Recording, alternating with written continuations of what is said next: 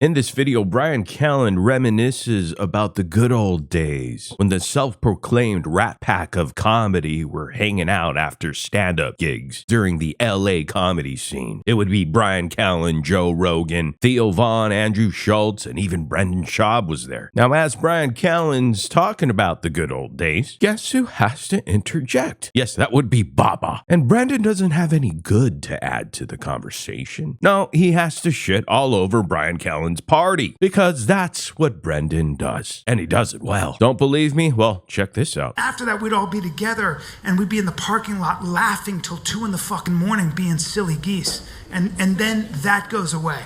It just went away with COVID. COVID hit, then the Me Too movement hit. Yep. And then... Yeah. The party was over there. And then I was like, where'd all my friends go? Yeah. That's what Where'd happened. everybody go? What happened? Yep. Yeah. I like how Brendan said it as if Me Too is some chimera monster that is roaming the behind-the-stage area of comedy places, waiting to pounce and attack its unwilling prey. Ironically, that's what Bryan Callen was accused of, and chimera was way less contagious. The Me Too movement was one of the coronavirus strains, didn't you hear? By the way, the other day I revisited the allegations against Bryan Callen, and let me tell you something, that mother effer did it. All you have to do is watch that snippet from the interview with Whitney Cummings. It's giving the perfect insight into how much of a wonderful and upstanding gentleman Brain Dead is. Also, Joe Rogan told a story about Bryan Callen ejaculating in a girl without permission and found it hilarious. He's so silly. Laughs in Valley Girl. Silly Goose gave his silly goo. And for those who don't remember that specific interview, I believe Joe Rogan was interviewing Brett Weinstein, some college professor. It's so funny when they cut back to the professor's expression after Joe Rogan talks about how funny it was that his best friend Bryan Callen ejaculated in some women without her knowing. He's just sitting there kind of dumbfounded, not knowing how to react, and obviously uncomfortable that he's being told this grotesque, intimate detail. Actually, it was worse than that. The woman called up Joe Rogan and was very upset about the whole thing. Rogan then laughed and said, "That's Callen for you." He was not only mocking her for being upset. Joe Rogan was stating that Bryan Callen has a reputation for doing things without consent, so it's her fault. He has actually told that story more than once, and it's always the same. Joe Rogan sets up an X with Bryan Callen. He comes inside her without consent. She calls Joe Rogan and is very upset about what happened. Rogan mocks her and tells her, "That's Callen for you." He doesn't say that story anymore because he's admitting Bryan Callen had a reputation for being a creep and breaking consent boundaries. Joe Rogan first stated telling the story as long time ago, maybe even more than 10 years ago. The show wasn't as big, and I just don't think it crossed their minds that there could be any consequences. Joe Rogan is stupid enough that he thought SA, sexual assault, was funny. He laughed and mocked the idea of boys being SA'd by women, which made 2 podcasts he had later on very uncomfortable because 2 separate guests talked about how being SA'd by a woman when they were young had really devastating effects on them. I swear, these people are effing disgusting, and it makes their cries of unfair canceling ring hollow. Nobody is canceling you because you said a bad word. You dickheads were boasting about SA. Bryan Callen literally SA'd people and is complaining like he's the victim in all this. The dude should be behind bars. But now he's just doing podcasts with Brendan Schaub, so I guess karma's a bitch.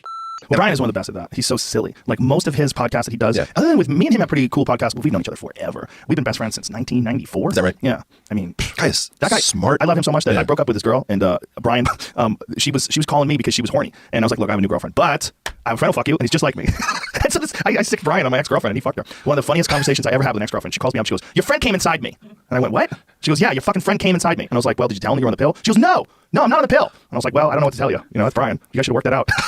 To have an ex-girlfriend call you up mad because your friend ejaculated inside of her. It was one of the most... I hung up the phone. I literally fell to the ground laughing. I was lying on my back on the floor of my house going, "Ah!" Like, it's just so ridiculous. That's Bryan Callen. Bryan Callen, everybody. So I called him up and I said, "What happened?" And he's like, "Whoops." It was just such a ridiculous conversation.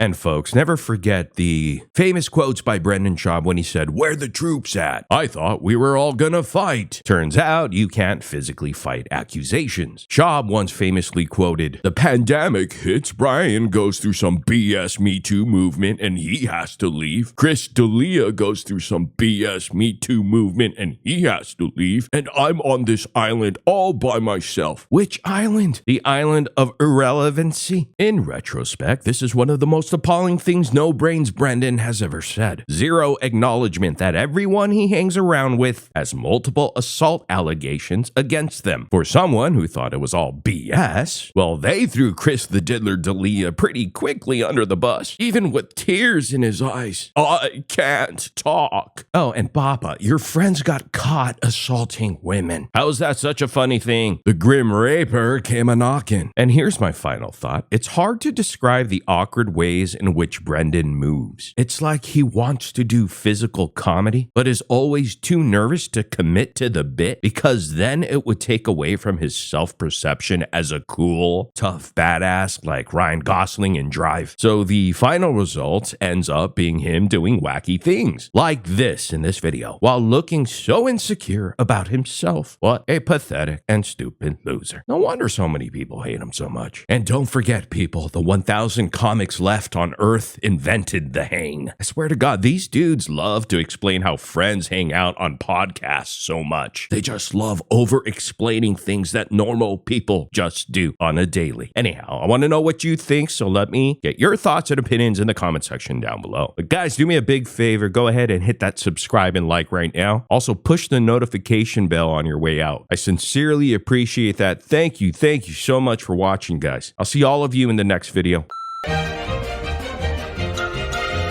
Like, but the Balenciaga one, Jesus Christ.